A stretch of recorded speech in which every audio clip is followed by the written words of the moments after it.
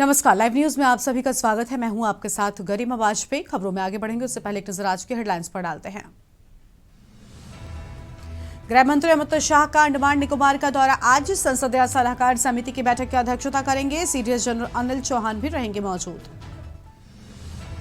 Canada में duty से पहले पायलट की शराब पीने के मामले में एयर इंडिया ने मांगा जवाब। कहा एयरलाइन 26 जनवरी तक बताए क्या कार्रवाई की। कप सिरप तस्करी मामले में फरार आरोपियों को भारत लाने की तैयारी। एसआईटी ने सीबीआई को रेड कॉर्नर नोटिस जारी करने के लिए लिखा पत्र। भारत में केएफसी और पिज्जा हट के ऑपरेटर्स का विलय तय। $934 मिलियन की बड़ी डील।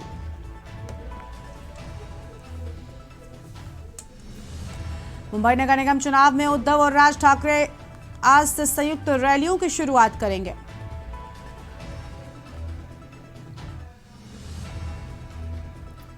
राजस्थान के 20 जिलों में शीतकालीन बारिश। एमपी तेलंगाना समेत 15 राज्यों में घना कोहरा। कानपुर में विजिबिलिटी 0।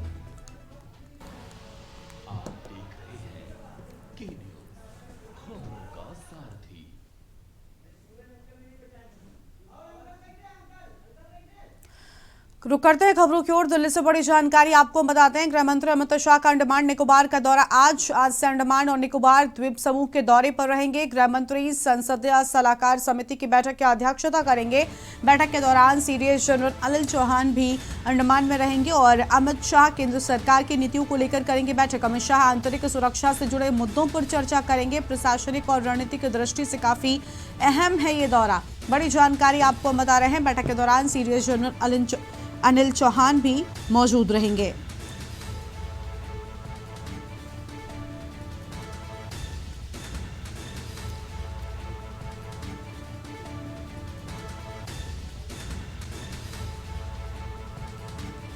प्रशासनिक और रणनीतिक दृष्टि से काफी अहम है ये दौरा। बड़ी जानकारी आपको हम बता रहे हैं।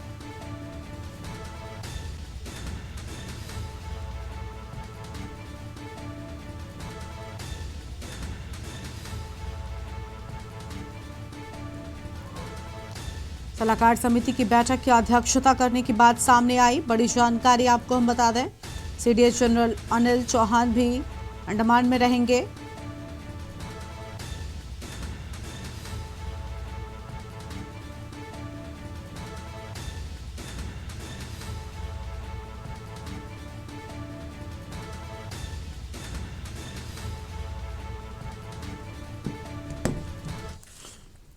आगे बढ़ते हैं खबरों की ओर। दिल्ली से बड़ी जानकारी जहां पर वाइब्रेंट गुजरात क्षेत्रीय सम्मेलन का आयोजन। क्षेत्रीय सम्मेलन के आयोजन को लेकर जुटी सरकार। 11 जनवरी को राजकोट शहर में आयोजित होगा और प्रधानमंत्री मोदी गुजरात क्षेत्रीय सम्मेलन का उद्घाटन करेंगे।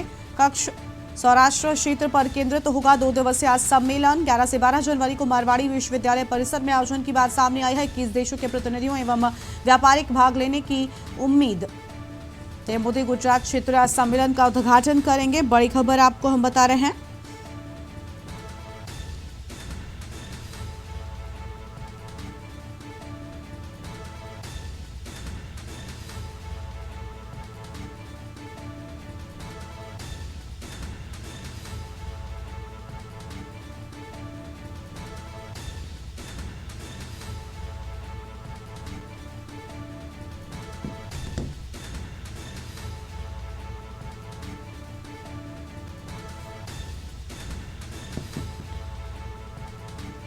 क्षेत्रीय सम्मेलन के आयोजन को लेकर सरकार जुटी। बड़ी जानकारी आपको हम बता रहे हैं।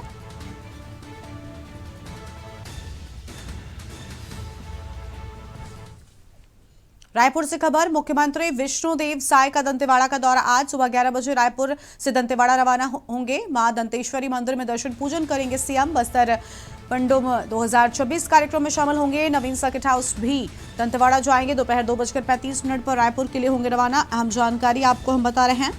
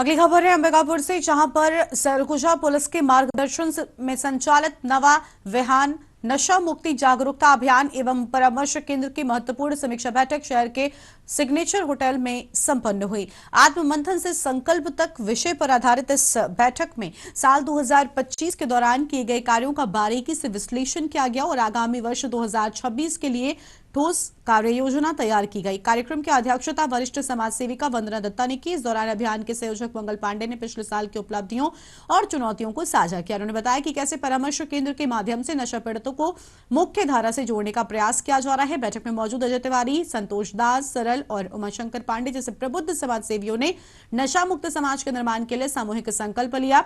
समन्वयक अनिल कुमार मिश्रा द्वारा संचालित इस बैठक में नशे के खिलाफ जन जागरूकता फैलाने के लिए स्कूलों और ग्रामीण क्षेत्रों में विशेष शिविर लगाने पर सहमति बनी। सरगुजा पुलिस की इस पहल को समाज को सशक्त बनाने की दिशा में एक बड़ा कदम माना जा रहा है।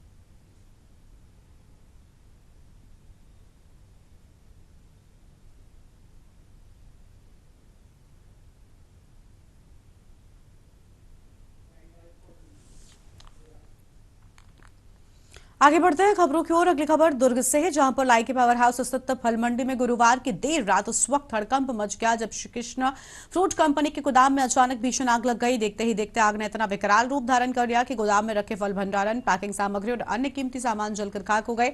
आग के लपटें और काला धुआं दूर से ही दिखाई दे रहा था, जिससे आसपास के रहवासियों में दहशत फैल गई। घटना की सूचना पर जिला सेनानी कार्यालय से दमकल की 2 गाड़ियां तत्काल मौके पर पहुंची। फायर फाइटर धनुराम यादव के नेतृत्व में टीम ने करीब आधे घंटे की कड़ी मशक्कत के बाद आग पर काबू पाया। राहत की बात यह रही कि इस हादसे में कोई जनहानि नहीं हुई। हालांकि संचालक मृत्युंजय पांडे को लाखों रुपए के नुकसान का अनुमान है।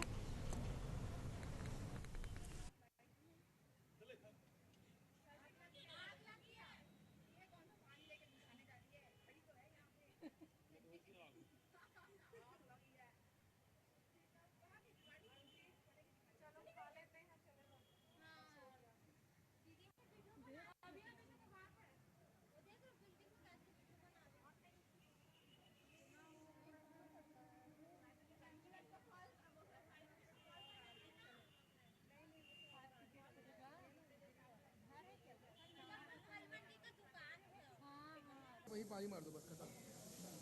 बगल से फोन आया है, हम लोग दिया बत्ती करके अपना पूजा पाठ करके 1 घंटा बैठे थे, 2 घंटा पिताजी बैठे थे, मंदिर गया हुआ था तो गलत आने के बाद फोन आया मदद से कि आग लगी हुई है दुकान पे। तो भागते हुए आया, देखा तो यहाँ पर सब कुछ लगभग आधा जल चुका हुआ था।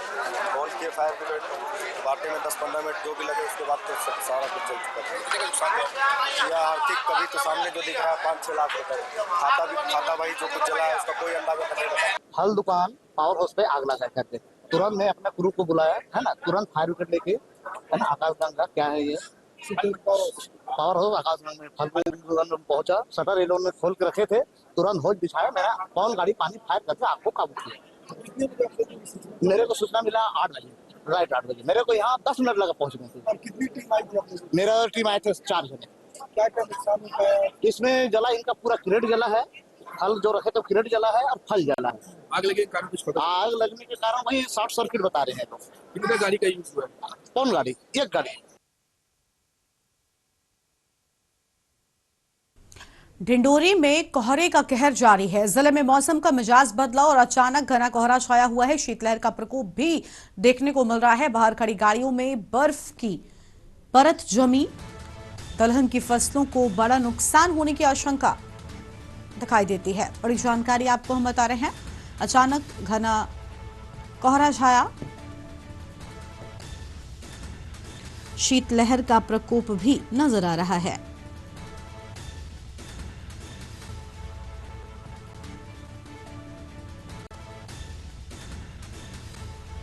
बाहर खड़ी गाड़ियों में बर्फ की परत जमी,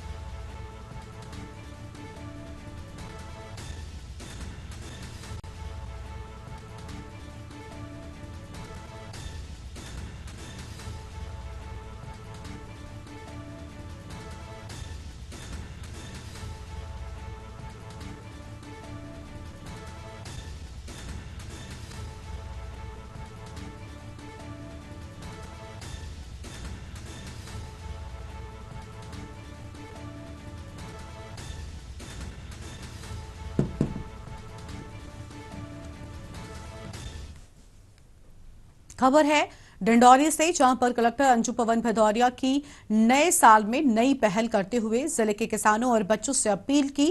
मुख्यमंत्री ने साल 2026 में कृषक वर्ष के रूप में घोषित किया है, जिसमें किसानों को लाभ मिल सके। और आपको बता दें कि इसको लेकर जिला प्रशासन जुट गया है। साथ ही बच्चों से अच्छी पढ़ाई करने और अच्छा परिणाम लाने की अपील करते हुए नए साल में ग्रामीण इलाकों में आने वाले स्कूली बच्चों को तोहफा देते हुए बस, टैक्सी, ऑटो में किराए में छूट देने की भी पहल की है, जिससे गरीब परिवार के स्कूली बच्चों को फायदा हो सके।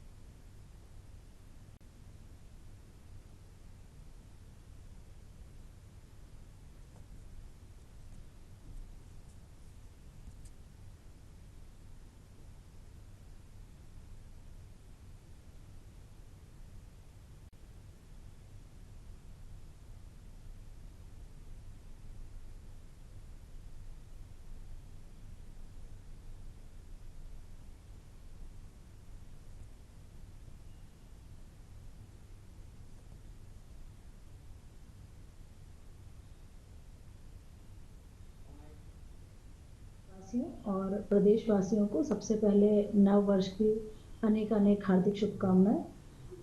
नए साल में हमारा यह प्रयास रहेगा कि जो हमारे ज़िले के किसान हैं, जो कि माननीय मुख्यमंत्री जी ने वर्ष 2026 को कृषक वर्ष के रूप में घोषित किया है, तो हमारा पूरा जिला प्रशासन हमारे यहाँ के किसानों को उनकी फसल का उचित लाभ मिले और वो प्रगतिशील किसानों के रूप में अपनी पहचान जिले में नहीं प्रदेश में स्थापित कर पाए, ऐसे हम प्रयास करेंगे। नोएडा से खबर है, जहां पर नए साल के पहले ही दिन थाना दादरी के स्कॉट कॉलोनी से एक हृदय विदारक घटना सामने आई है, जहां पर गैस सिलेंडर चेक करने के दौरान लगे आग में एक ही परिवार के 3 सदस्यों सहित मैकेनिक के झुलसने की बात सामने आई। पुलिस द्वारा सभी घायलों को अस्पताल पहुंचाया गया, उपचार जारी है। पुलिस ने मिली जानकारी के अनुसार बुलंदशहर के ग्राम सलामतपुर के मूल निवासी गंगा शरण यहां अपने परिवार के साथ किराए के मकान में रहते हैं। घर में रखे गैस सिलेंडर में हो रहे रिसाव को ठीक कराने के लिए उन्होंने एक मैकेनिक को बुलाया था। मैकेनिक रिसाव रोकने के लिए मरम्मत का काम कर रहा था। इसी दौरान अचानक आग भड़क उठी, जिसने विकराल रूप ले लिया, जिसकी चपेट में आने से एक ही परिवार के 3 सदस्यों सहित मैकेनिक के झुलसने की बात सामने आई है।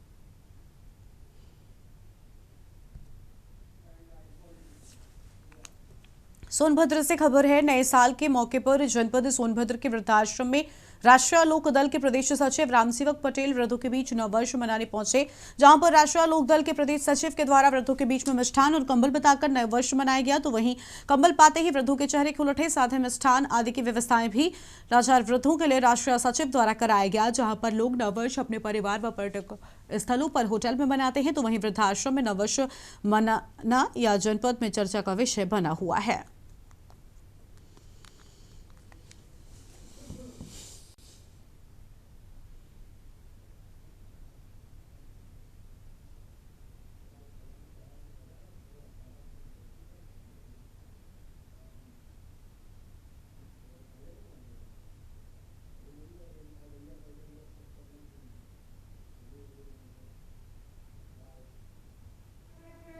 हम सब राष्ट्रीय लोकदल के सोनभद्र से मतलब आए हुए वृद्धाश्रम आश्रम में मिष्ठान का वितरित किया गया और वृद्धा लोगों से जो है हम लोग हाल चाल भी जाना, जानकारी भी दिया और उन्होंने बताया भी कि गांव में दुख हुआ, इस हिसाब से हम लोग वृद्धाश्रम में आए हुए हैं और 2026 नव वर्ष मंगल वर्ष के रूप में हम लोग मना रहे हैं।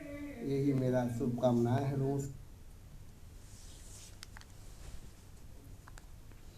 बुलंदशहर में माहौल बिगाड़ने का प्रयास, गांव भोंखेड़ा में माहौल बिगाड़ने का प्रयास, अराजक तत्वों ने समुदाय विशेष के घरों में पर्चे डाले। पर्चों में आपत्तिजनक और भड़काऊ भाषा का इस्तेमाल किया गया। सूचना मिलते ही पुलिस मौके पर पहुंची, जांच में जुटी। पुलिस ने पर्चे बरामद कर अज्ञात के खिलाफ जांच तेज की। सिकंदराबाद कोतवाली क्षेत्र के गांव भोंखेड़ा का पूरा मामला सामने आया है।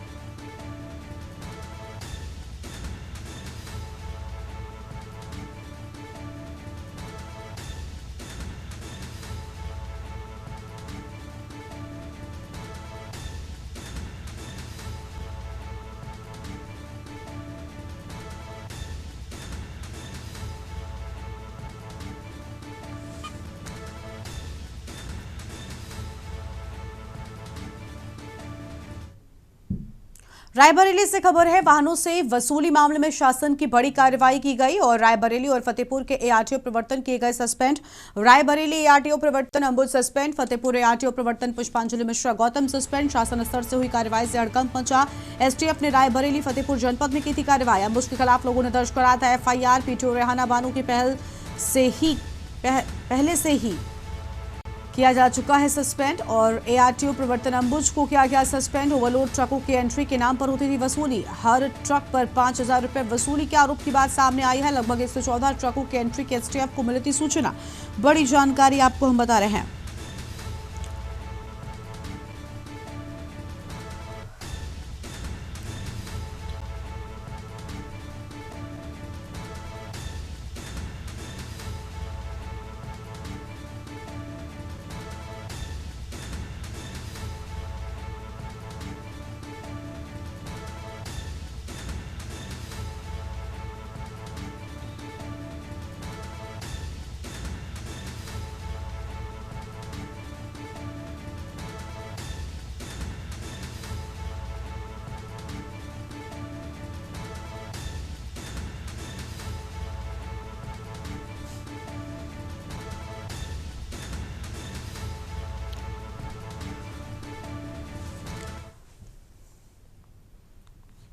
आगे बढ़ते हैं खबरों की ओर। अंबिकापुर से बड़ी जानकारी आपको बताते हैं, जहां पर एसएसपी ने आयोजित किया प्रेस पुलिस मिलन समारोह। नए साल के मौके पर एसएसपी राजेश अग्रवाल ने किया आयोजन। अहम जानकारी आपको हम बता रहे हैं और एसएसपी ने मीडिया को पुलिस के साथ बेहतर समन्वय पर जोर दिया। केक काटकर और शुभकामनाएं साझा कर समारोह संपन्न हुआ। पुलिस मीडिया के मजबूत रिश्तों की ये पहल सराहनीय रही।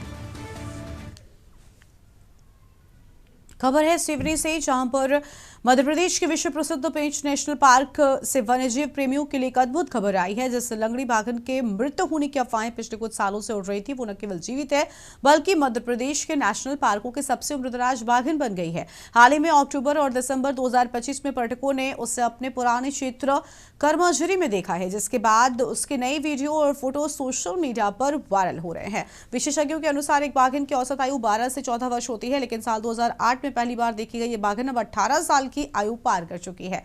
इसने अपनी ही बहन विश्व प्रसिद्ध कॉलर वाली बाघन के रिकॉर्ड को भी तोड़ दिया है।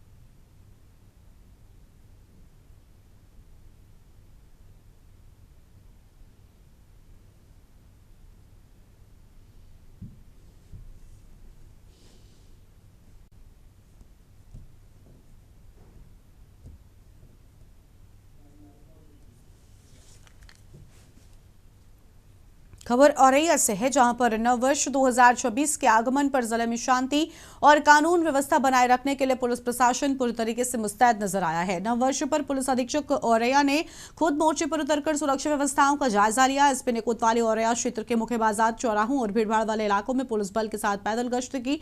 सार्वजनिक स्थानों पर पुलिस की सतर्क मौजूदगी रही ताकि हुड़दंगियों पर लगाम कसी जा सके।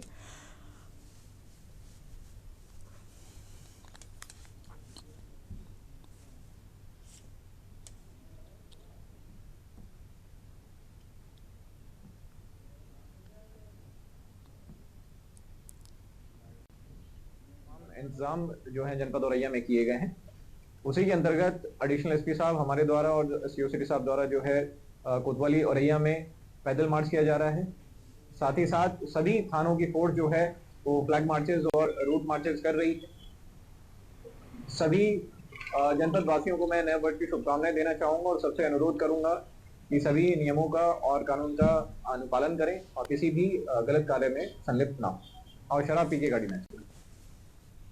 खबर है कबीर धाम से, जहां पर कवर्धा के ऐतिहासिक भूरमदेव मंदिर परिसर में 146 करोड़ रुपए की भूरमदेव कॉरिडोर विकास परियोजना का भव्य शुभारंभ तो हुआ, लेकिन इस आयोजन के बीच केंद्रीय पर्यटन मंत्री के एक बयान ने जिले की सियासत और प्रशासनिक गलियारों में हलचल मचा दी है। मंत्री ने मन से साफ कहा कि स्वदेश दर्शन योजना के तहत हो रहे निर्माण कार्यों की पूरी जिम्मेदारी स्थानीय जनप्रतिनिधियों और अधिकारियों की है। सोशल मीडिया तक पुल, सड़क, नाली और भवनों की ऐसी तस्वीरें वायरल हुई जिसमें काम की मजबूती से ज्यादा दरारें नजर आई हैं। विपक्ष लगातार आरोप लगाता रहा कि विकास के नाम पर जिले में कमीशन का खेल चल रहा है। 140 करोड़ का भूरमदेव कॉरिडोर सिर्फ एक पर्यटन परियोजना नहीं बल्कि प्रशासन और जनप्रतिनिधियों की विश्वसनीयता की भी परीक्षा है। अब देखना यह होगा कि योजना कागजों में सुंदर दिखेगी या जमीन पर भी उतनी ही मजबूत बनेगी।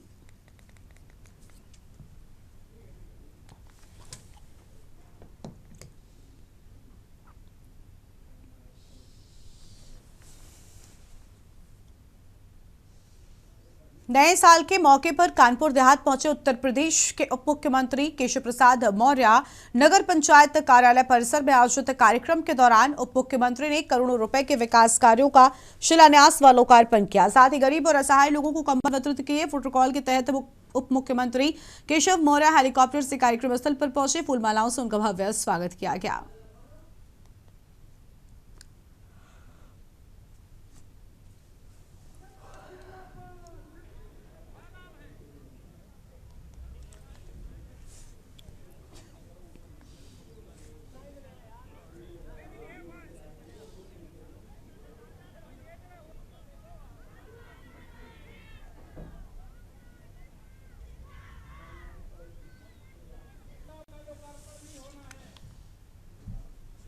खबर बलिया से है, जहां पर नरही थाना क्षेत्र में पुलिस मुठभेड़ में 25,000 रुपए का इनामिया गौ तस्कर घायल हुआ। गौ तस्कर के पैर में गोली लगी। पुलिस का कहना है कि नरही थाना क्षेत्र में कारो रोड के पास में वाहनों की चेकिंग की जा रही थी कि तभी एक संदिग्ध व्यक्ति आता हुआ नजर आया, जिसे रुकने का इशारा किया गया तो वो भागने लगा। जब पुलिस के द्वारा उसका पीछा किया गया तो पुलिस से घिरता देख उसने पुलिस टीम पर फायरिंग शुरू कर दी। जवाब में पुलिस को भी गोली चलानी पड़ी, जिससे वो घायल हो गया। पुलिस का कहना है पूछताछ में उसने नाम फजल बताया, जो नरही थाना क्षेत्र का ही रहने वाला है और गौ तस्करी में लिप्त नामी अपराधी है। घायल फजल को गिरफ्तार किया गया है और अन्य विधिक कार्रवाई की जा रही है।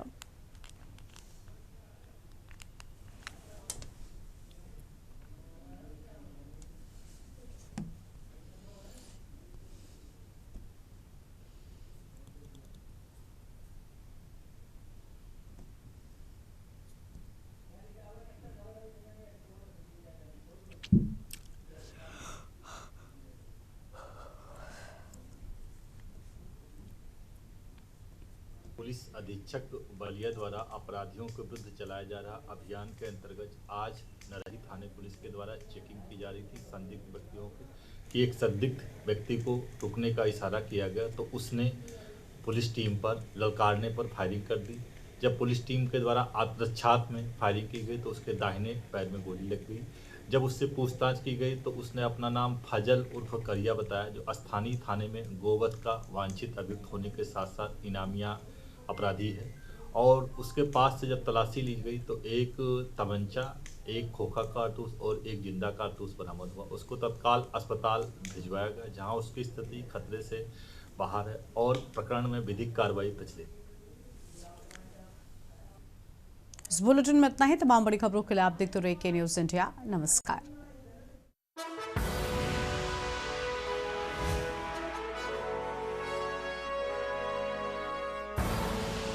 आप देख रहे हैं के न्यूज़, खबरों का सारथी।